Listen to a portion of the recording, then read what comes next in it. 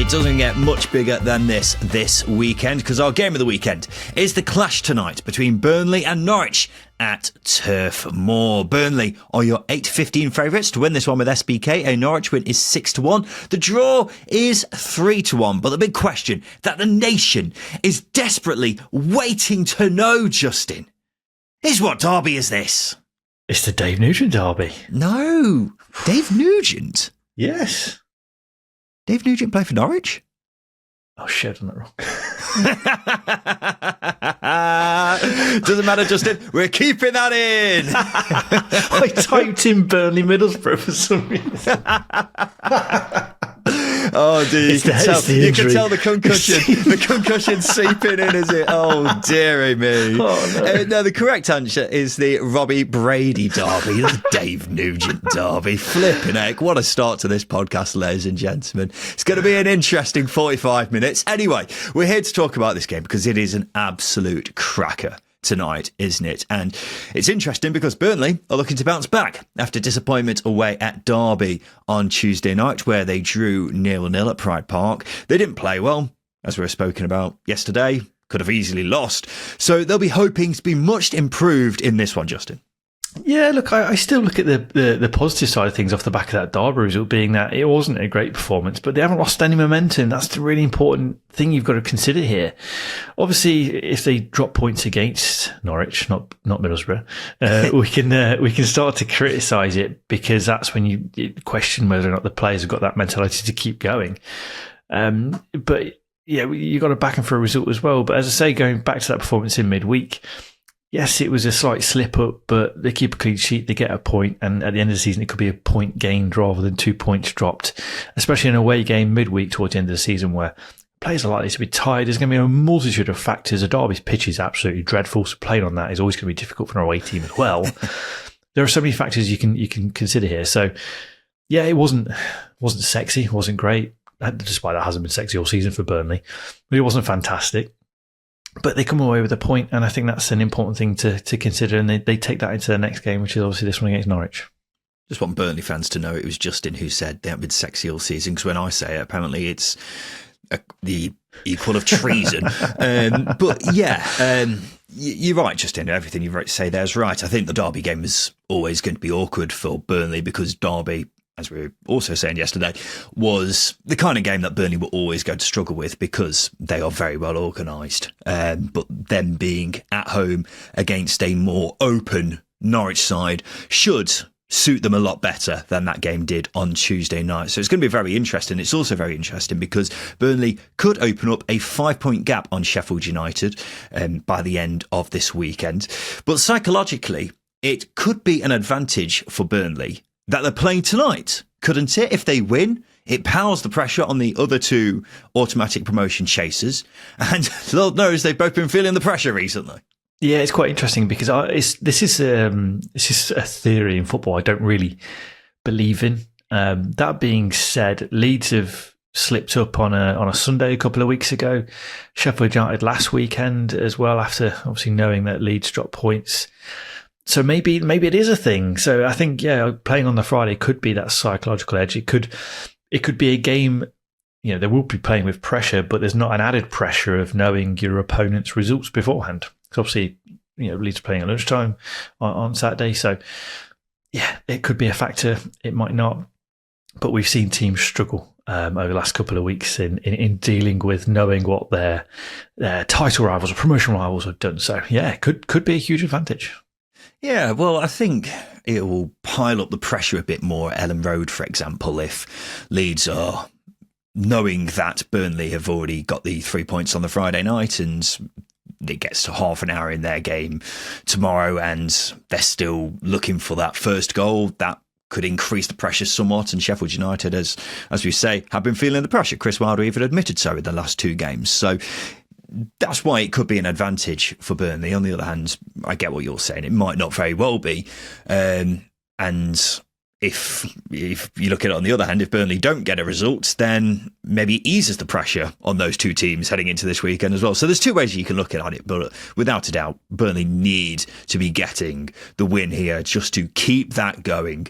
And as we say, to give them a bit of an advantage on the other two heading into this weekend. And if Burnley are going to win, Justin, then they'll have to do a good job of containing the former striker in the entire championship, which is of course the boy, Josh Sargent. 10 goals in his last 12 starts since coming back from injury. It's seen him rocket up the top goal scoring charts to third, despite missing 2 months of the season. He is on fire, isn't he? And he did blank in midweek, but without a doubt, he's the obvious danger man when it comes to this Norwich City side, isn't he? Oh my God, yes. He's the danger. Absolutely. He's banging form. I would back him to win Golden Boot this season, despite missing over a third of the campaign through injury. But he only needs one chance. He's that type of striker. He just needs one chance. So I think this is a very interesting test for Burnley's defence. And James Trafford in the Burnley goal as well, because if you do give Josh Sargent a chance, who will score? He's on 14 for the season. He's played just 27 games. His minutes per goal ratio is 153, which is only bettered by Haji Wright and Tyrese Campbell, who have also missed large periods of the season through injury as well. So great set of strikers, but Josh Sargent, he's a player I would pay 25 million pounds for. I don't know about you, Ryan. Would you offer that for Norwich, for Sargent? I mean, if I was a Premier League side, I'd be looking to sign Josh Sargent because, as I've said repeatedly on this podcast, he's the best striker in the Championship for me. Whether I pay 20-25 million is another question, because we're talking about a guy here who's mid to late 20s now, I think, off the top of my head. So whether you're getting value for money in the long term is another question. But if you're looking for someone who will score you goals, even at Premier League level, I think he will do that. So it's going to be an interesting test for Burnley's defence, because if they are going to get promoted this season, then they'll be coming up against a lot of strikers who are a similar / better quality than Josh Sargent on a weekly basis. So that's going to be a real test for them. Having said that, despite Sargent's goals this season, Norwich have been really struggling recently, haven't they? Just 2 wins in 11 has left them 11th, 9 points off the top 6, and you'd say their season is all but over now, which is ridiculous, isn't it? When they have 2 of the top 3 players in the top goal scoring charts, and they're sat 11th. Doesn't really make sense to me, but I said before, Justin, I think they've been the biggest underachievers in the Championship this season, behind obviously Luton. And their season being over with 5 games to go, I think backs that up. It's an interesting conversation, because I do think they have underachieved, but I think it's just worth taking stock of a number of factors for Norwich. Obviously, Gabriel Sara and Jonathan Rowe was sold in the summer. That's a lot of creativity leaving the club. You've had a significant movement upstairs in Stuart Webber, so the hierarchy, the team running the club has changed, with Ben Napper coming in sort of midway through last season. Sporting director, yeah. And obviously you've changed managers in David Wagner leaving last summer to Johannes Hofthorpe coming in. He's coming in from a new country. Top half finish, I think, with the squad they have is a must at the very least. So the question of whether they've underachieved or not is difficult to really nail down. But considering the amount of points they've lost from winning positions this season, that's probably what sways that debate for me, that they have underachieved. They've been criminally poor at game management this season, which I think has cost them dearly in pushing for the top 6. But like I said, they're in a transition year. I don't think a top half finish in the grand scheme of things is the worst thing. Considering they got the playoffs last season, and considering the amount of money they've spent this season as well, I get that they've lost Sara and Rowe, that's fine. But considering all that, it has to go down as a big underachievement for me. And while it's not exactly a disaster on the scale of Luton, it's still an underachievement nonetheless in my book. But the big concern for me is Ben Napper, the new sporting director, in charge of the recruitment, and basically none of the new signings they've made this season have really kicked on, which is worrying to say the least. So when it comes to that, yeah, there's work to do in the long term, but yeah, maybe we can just tick this season off as a transition season. But also, as you say, with them dropping so many points from winning positions this season, I think there's a lot more disappointments about this season than there is positives, particularly because I imagine Josh Sargent will probably leave this summer, and it wouldn't surprise me if Boya Sainz were to leave as well. So yeah, a lot of work for Norwich going forwards, but focusing on the remainder of this season, they've just got to try and pick up as many points as possible, haven't they, between now and the end of May, to try and improve on the 11th place position that they currently have. And if it means Josh Sargent gets top goal scorer along the way, I don't think they'll be complaining about that, will they? Especially if it adds a couple more million onto his price tag. But Justin, one player who may not be involved here in this game is Norwich winger Onel Hernandez. It's because he was left out of their squad on Tuesday because of his activities on social media. The BBC say he liked several posts that were critical of the club and the head coach, Johannes Hoff-Thorup. He makes some questionable decisions on social media, doesn't he, old Onel? Yeah, his social media activity has been strange in recent weeks, hasn't it? I think if it came from a player who was consistent and provided week after week, I would be concerned. But Hernandez is a bit part player at best, who is probably very frustrated at his lack of game time. I think this is just a player who's acting out. He's a teenager who's not getting what he wants, and he's showcasing that on social media, which, as we all know, is not the place to do it. We'll make it very clear he's not a teenager. He's 32. He's a grown adult. He's a teenager in a grown adult's body, is what I think you were trying to say. But yeah, there's one TikTok that he put out not too long ago of him like pretending to sulk in his car after a Norwich loss. Omar Rita levels of moody social media posts, isn't it? very strange stuff. And doing stuff like this, I just don't understand what you think you're going to gain out of it. So yeah, interesting. But as you say, he's not played much of a part this season, and I think he's out of contract in the summer. So I don't think he'll have much of a part at Carrow Road going forwards either. But yeah, this is going to be a really interesting game tonight, isn't it, Justin? Because as we say, Norwich haven't been in great form, but they do have weapons who can harm this Burnley team, even though Burnley have been in great form prior to that Derby game in midweek and battling right at the top of the table. Yeah, absolutely. It's I think when you consider that Norwich are the second high scorers in the Championship this season, that's a cause for concern for Burnley. Because despite Burnley's defensive exploits, when you come up against a team that boasts the attacking talent that Norwich do, it's going to be worrying. Obviously, you've got Boya Sainz, who, at the flip of a coin, could do something spectacular from 30 yards out. Despite, whoever your goalkeeper is, he can do something ridiculous. Josh Sargent's ability to find space is the best in the division. Again, so these are a huge test for Burnley, and this is what makes this game such a big one for them.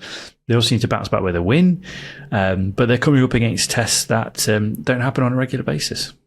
It's now time for our second tier bet builder with SBK. Now with SBK, you don't just get an ordinary bet builder. Oh, no. They offer you fresh legs as well. Fresh legs means when a player gets subbed, your bet carries over onto the player coming on. So whether you need a shot on target, a yellow card or a goal, fresh legs keeps you in the game. And SBK are offering this on every Championship game this season, meaning there really is no better place to bet on the second tier. So sign up for SBK right now. Join the thousands of people already taking advantage of fresh legs every weekend. On top of that, SBK are offering a massive 25% boost on any bet builder with 4 or more selections for Burnley v Norwich. Max stake £10, T's and C's apply. And there's also no better time to join SBK because new customers will receive £40 in free bets when they sign up and place a first bet of £10. T's and C's apply. 18 plus. Please gamble responsibly. So every Friday, we make our own bet builder with 4 selections all relating to our game of the week. So that's 2 for Justin and 2 for me. Justin, kick us off with the first selection in the bet builder for Burnley v Norwich, please. I've gone with Josh Sargent to have a shot on target. As I was alluding to just now, the man finds space. He finds pockets in places you shouldn't or can't on a football pitch. His runs are intelligent, his timing is brilliant, and his finishing is just, it's great. It's great. But to be more direct with the numbers here, Josh Sargent has managed a shot on target in 4 of his last 5 games. He is the danger man. He's the person who's going to unlock Burnley if they are to be unlocked, at least with a goal. It's about finding him in the space. So it's going to be Burnley's defence against the ball's coming into Josh Sargent. That'll be the key battle here. So yeah, Josh Sargent to have a shot on target for me. You say he's had a shot on target in each of his last 5 games, Justin? Four of his last 5, yeah. 4 of his last 5. That's not really even telling the whole picture, because he's actually had a shot on target in all but 1 of his last 12 starts. Yet he was evens to have a shot on target in this game when I checked SBK earlier. I can't really get my head around that, but we'll happily take it and chuck it in the old bet builder. Onto my selection. It's CJ Egan-Riley to be carded. Ryan's card pick of the week. You're damn right it is, baby. And quite a bold pick this week, but I am fancying it. A big reason for that is because the referee for this game is Tony Harrington, who sounds a bit like a character out of a period drama, doesn't he? Mr. Harrington. But this guy is very card happy. Usually a Premier League referee. He's given out 4 or more cards in 8 of his last 9 games. He absolutely loves it, Justin. So I wouldn't put off anyone from backing that in this game, but I noticed a strange quirk when doing my research for this one. 5 cards have been given to opposition centre-backs in the last 6 games involving Norwich City, and no Burnley player has received more cards this season than CJ Egan-Riley. So a lot of things seem to be lining up for this one, Peachy, and that's why I'm going for him to be carded tonight. What have you got to say about that, Justin? You've got Josh Sargent buzzing around the box. I think there's probably a likely case here that one of the Burnley centre-backs is going to be carded. But Egan-Riley, I think, interestingly, I wouldn't say he's got a temper, but I can't remember who it was now. A couple of weeks ago, he threw a player to the ground and was sent off after the final whistle, which obviously resulted in Scott Parker getting a red card after the whistle as well. There's a player here who likes to play on the edge of, not a bad temper, but could be angry.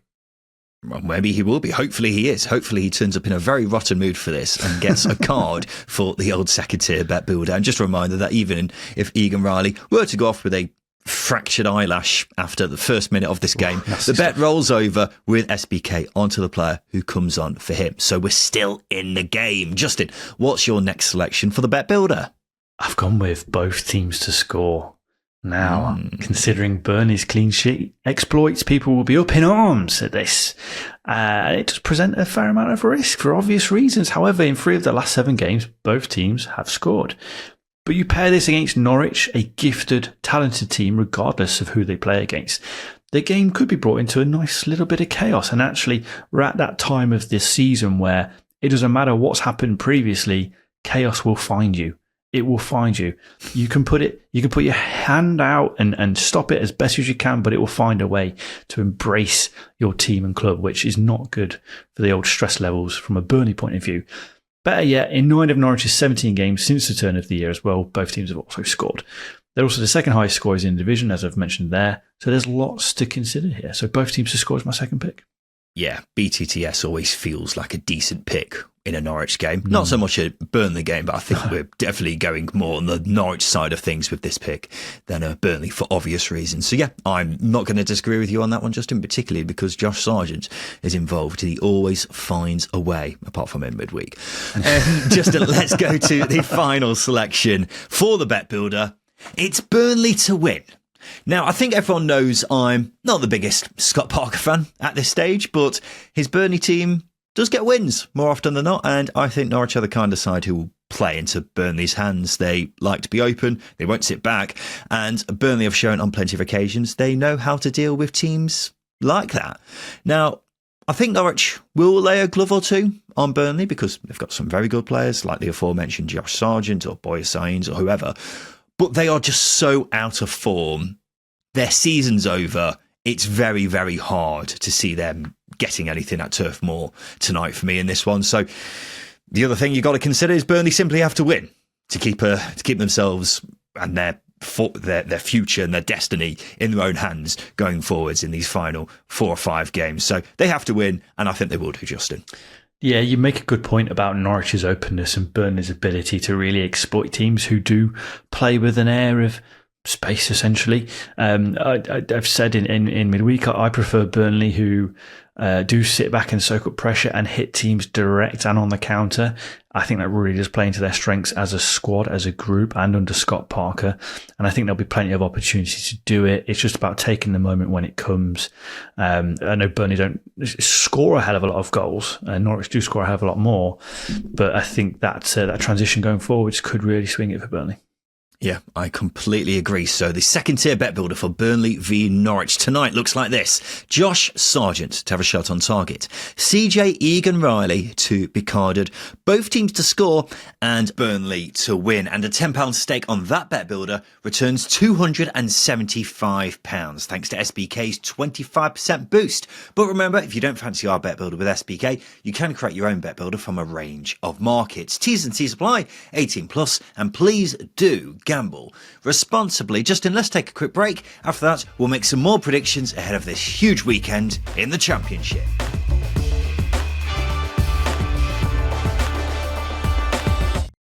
Welcome back to the second tier podcast. So we've covered the game of the weekend. It's time for us to have a look ahead at some of the other games this weekend. And there's some other bloody big games coming up, ladies and gents. Don't you worry about that. But in each preview episode of the second tier, Justin and I will each pick a banker, a team we think is guaranteed to win this coming weekend, as well as an outsider. So someone we think is going to win, but is bigger odds with our friends at SBK than their opponents. We're tracking how we do as the season goes on. It's 1 point for a correct banker, 2 points for an outsider. Whoever loses has to do a forfeit, which is to be a mascot at an EFL game next season. The current scores are 38-33 to Justin Peach. I once again gained on Justin by a point last weekend after my outsider came in and his banker came in. So I've closed the gap slightly on you, Justin, just to keep the pressure on in these final few games. Yeah, getting a bit shaky. It's all going a bit Leicester from last season, isn't it? A long period of dominance and sort of, towards the end of the campaign, dropping off a little bit. But yeah, like I've said for the past few weeks, it's all about getting results. That's all that matters here. Yeah, you're not wrong. That's usually how it works with scores. But yeah, the thing is, I really should have been 2 points closer because I had Leeds let me down when Elan Meslier turned into a liquid, and then Sheffield United. I know they were poor in that game, but they really should have got a win away at Oxford because the form book just pointed all towards a Sheffield United win. So it really could have been even worse for you, Justin. But 5 points with so few games left. I need to pull something pretty remarkable out of the bag here. But let's see if that happens this weekend. Kick us off, Justin. What is your banker for this weekend? I've gone with Sheffield United to win away at Plymouth on Saturday lunchtime. Have Plymouth become the easy banker once again? Maybe. But actually, I look at this game as a must-win for Sheffield United, regardless of who they play. And I think that reaction they're needing to present in a game this weekend carries me through to backing them as my banker. So Plymouth, Leeds, Derby, whoever they're playing against, I'm backing Sheffield United because they've got to respond. They have to. Plymouth were well beaten in the last game against Swansea midweek as well. And whilst they do represent obvious strengths, the likes of Ryan Hardy, his ability to finish given a chance, and the chaos of Mustafa Bunda as well, I just feel like the strengths that Sheffield United have and this need for a reaction might carry them through. I would expect Chris Wilder as well to make a few changes after going unchanged in midweek from the Oxford game on last weekend, obviously then to the defeat to Millwall. He was unchanged. Probably not the best idea considering it's a midweeker. Couple of changes, and I think those players will step up and be counted for. Otherwise, automatics could start to slip away if they lose or drop points regardless. Yeah, must-win territory for Sheffield United now, isn't it? And Chris Wilder did hint after the game in midweek at making some changes because of the aforementioned anxiety that he thinks his players are suffering from right now. So it wouldn't be a surprise to see that happen. But we all know what's at stake for Sheffield United here, Justin. They have to get a win to keep not only the pressure on the top two, but maybe even make ground on the top two. For Plymouth, it's a bit more straightforward, isn't it? This is basically it for them, because they've got to get a result. Relegation is looming anyway, but if they lose and either Cardiff or Derby win, that'll leave them at least 7 points from safety with 4 games to go. And I think it's fair to say Plymouth won't be turning that around. So it's unlikely anyway, but it's nearly do or die for Argyle, isn't it? Yeah, win or bust, unfortunately. And I think losing several players to injury towards the end of obviously end of the season isn't ideal. And I think going into a game where Sheffield United have the same mentality where they need to win, it really does come down to, I hate it, but who wants it more, who needs it more, and who's got the quality as well. And unfortunately, I think Blades are in a position where it's just everything I think is pointing towards them to really get a result. That being said, Plymouth can pull things out of the bag and make you go, what the fuck has just happened? We've seen it in the FA Cup. We've seen it in a couple of league games as well. That being said, I think this game's too big of an occasion for Sheffield United to not back them at least. Well, the last couple of games were also big occasions for Sheffield United. We know how they went. So this is a big game for both these sides. And a draw doesn't really suit either. So yeah, it is a big one, without a doubt. Let's go to my banker for this weekend. It's Leeds United to win at home to Preston on Saturday lunchtime. Yeah, we'll get onto that in a sec, I imagine. But yeah, this is make or break time for Leeds. They had the wobble, they were falling apart, but got that big win against Middlesbrough on Tuesday and found themselves back top of league. And could have won that by more as well, because they had 2 goals wrongly disallowed for offside. But what matters now is how they follow that up. Was that a turning point, or was it just a false dawn? Well, that's up to them. Because they're back at Ellen Road now, back in front of their own fans, where Leeds have done all of the best work this season. This is their chance to take a big step closer towards promotion. And it's a pretty ideal fixture for them to go and do that, really, because they're facing a Preston side who have got the swimming trunks on, they've got the sun cream on, chilling on a sun lounger. They are on the beach. Their season's over. Their league season's been over for a while, to be honest, but it's 1 win in 10 for them. I saw them in person at Derby last week and they were appalling. We're lucky to get a point at Stoke after that. We're better against Cardiff in midweek, but this is a massive step up in quality compared to those 3 sides. And I find it very difficult to see Preston upsetting the apple cart, so I'm expecting back-to-back wins for Leeds United this weekend. Could Preston be the lunchtime kickoff buster here? And that'd be the interesting debate.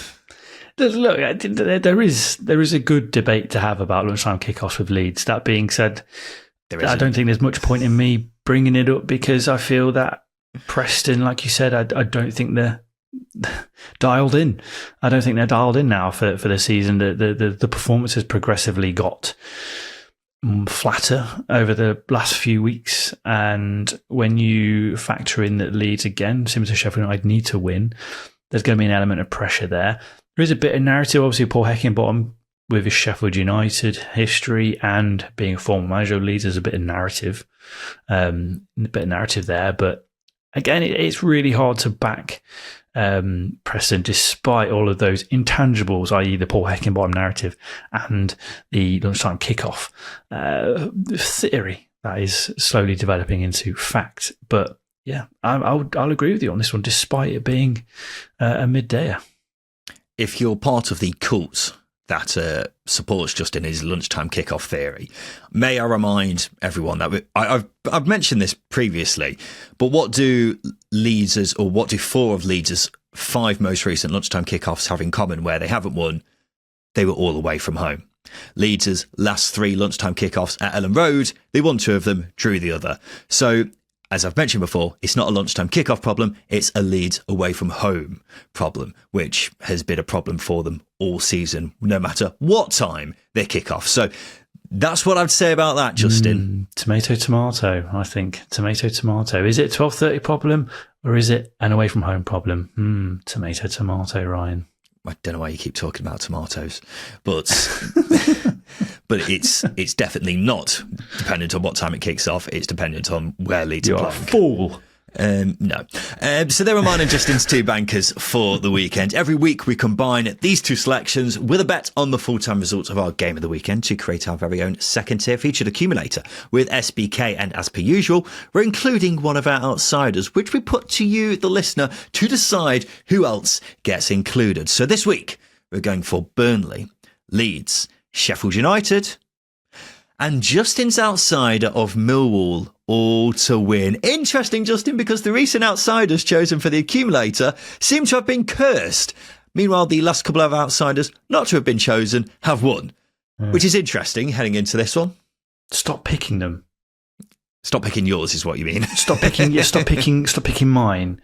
My lead has dropped off since we started putting this to the listener. Producer Tom is at fault. The listeners are at fault. If I have to wear a full kit and play football on a football pitch with other adults, i.e. footballers, and myself, it's on everybody else but me. Why would you be playing with other adults? I've thought mascots. I've not been before kickoff at a football match for a long time. I thought mascots had a kick around with the players. You're usually doing it with a load of kids, aren't you? That's even worse. Oh, dearie me. But yeah, it is interesting what's been happening with the outsiders recently. But please keep picking Justin's, because it's making for a very interesting end to the season for this, isn't it? But anyway, the second tier accumulator for this weekend looks like this. Burnley, Leeds, Sheffield United and Millwall all to win. Basically all of the top three plus Millwall all to win. And a £10 bet on that accumulator returns £95 thanks to SBK's 20% boost on all multiples with 4 or more selections. T's and C's apply. Over 18s only. And please do gamble responsibly. Come on then, Justin. Let's listen to why you've gone with Millwall to win at home to Middlesbrough on a Saturday afternoon as your outsider. Yeah, outsiders are really hard. They've been really hard the last few weeks. Made even tougher by people picking mine. But look, I'm going to go with a team that is in a decent run of form, and that is probably the only variable I can really land on here. Millwall's home form has vastly improved under Alex Neil after struggles earlier on in the season under Neil Harris. They have won back-to-back games at home, and they're coming up against a Borough side that went on a 4-game losing run away from the Riverside between January and February. So their away form isn't fantastic despite an upturn recently. They have since recovered, as I said, but given Alex Neil's tactical nous and his team's positive ability, I think, to soak pressure and exploit space of opposition and take advantage of their moments, I think this could be a win, a narrow win, but it could be a win. It's an outsider for a reason. It's a difficult game. Middlesbrough, I think, despite losing in midweek to Leeds, performed relatively well. They're in a good spot, but Millwall are in a good spot as well, and they're at home, defensively resilient. We'll need to do it without Josh Coburn, though, who's obviously ineligible. He's on loan from Middlesbrough, so that's a blow. But Mihailo Ivanovic is in a decent spot as well. So yeah, we could see him scoring. Yeah, apart from Ivanovic's clanger of a 1-on-1 attempt the other day against Sheffield United. That was, I still don't really know how he balls it up as badly as he did. But yeah, you mentioned Josh Coburn there, and Justin, he's going to be ineligible for this one, which is a blow because he's been in pretty decent form since coming back from injury. But it's interesting, this stat which cropped up on my timeline earlier. Of the 14 games Middlesbrough have played against the 8 other sides in the top 9 this season, Borough have managed only 4 victories, and from a possible 42 points available, they've managed to win only 14, which certainly stands you in good stead heading into this weekend, just in considering Millwall are in the top 9 currently. But it's also interesting that is the case, because I always associated Middlesbrough as being pretty good when it comes to competing against the other top sides in the division. That's clearly not been the case this season.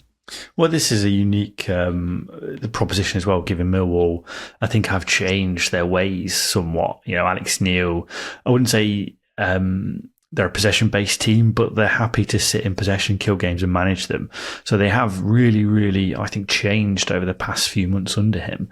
They're embracing a different style at times and being a bit more flexible in games, which again could make things more difficult for Borough. But I think going into this game, this is it's a test of mettle. I think if Millwall win, obviously their eyes light up towards the top 6 because they are within a shout of finishing the playoffs. But with Middlesbrough, again, we're talking about must-win games a lot in this preview episode.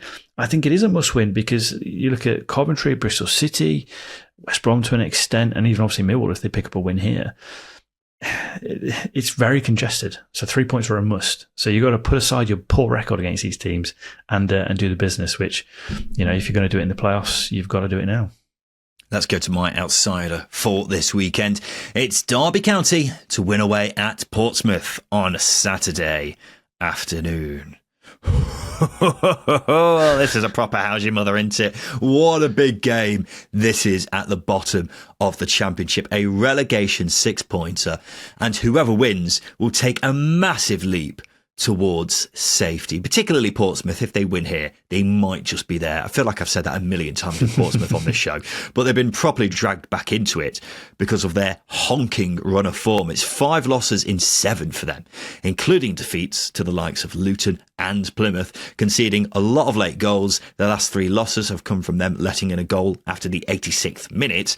But if they do stay up, they will have done it by properly stumbling over the line, and could find themselves in a lot of danger if they were to lose here. That's because Derby County would actually jump above Portsmouth with a win here and climb as high as 17th potentially with a win, which blew my mind. 17th place would be a ridiculous turnaround considering where they were not long ago. But that's because only Burnley have won more points than Derby over the last 6 games. They have been flying, got an excellent point against the aforementioned Burnley in midweek, and were the better side for the most part, so they're heading into this full of confidence and will definitely fancy their chances against a very out of form Pompey side. And therefore, I'm going for another victory for John Eustace's mighty Rams, Justin.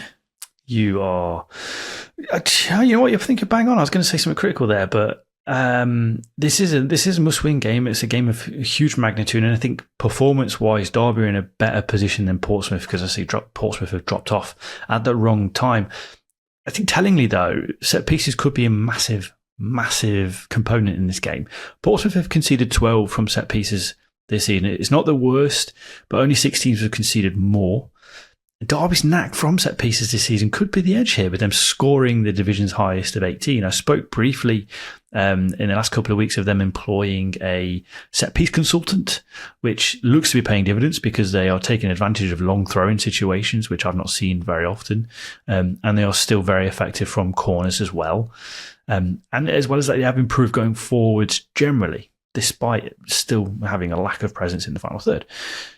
I think consider the Portsmouth's lack of presence defensively as well. That could really pay a price here. So again, you're looking at a narrow win, but if Derby do repeat performance levels they did against Burnley, yeah, could be interesting. Just to add a bit of fuel to that fire you were burning there, Justin, about set pieces. Portsmouth have suffered another defensive injury blow in the lead up to this one, because centre-back Alexander Milosevic is the latest addition to the treatment room at Fratton Park. It comes as left-back Conor Ogilvie has been playing at centre-back, and Pompey didn't actually have a natural defender on their bench against Coventry on Wednesday. So, yeah, adds fuel to the fire when it comes to set pieces potentially being a big one in this one, Justin, but it just goes to show that Portsmouth have had absolutely no luck with injuries this season, have they? And it's just not stopped. Yeah, I feel like if Hayden Matthews and Rob Atkinson were still fit, Portsmouth would be much more comfortable. Because they were safe, wouldn't they? Yeah, they'd be safe. They'd be comfortable. They'd be looking over their shoulder. They'd be peering over. You know, at the minute they're sweating. You know, their eyes are bloodshot. They're scared. They're terrified. But if those two are there, I think they are in a much healthy position. So they have had terrible luck, but that's the way it goes in the Championship. It's the importance of squad depth. But I mean, that being said, when you lose a lot of defenders, that's brutal. So yeah, it's a shame, but it's a chance for Derby to take advantage of it. Yeah, and we'll see if they will take advantage of that and get a huge 3 points this weekend, because this is a big game, ladies and gents. Right, we've gone through our predictions for the weekend, and that means it must be time for this.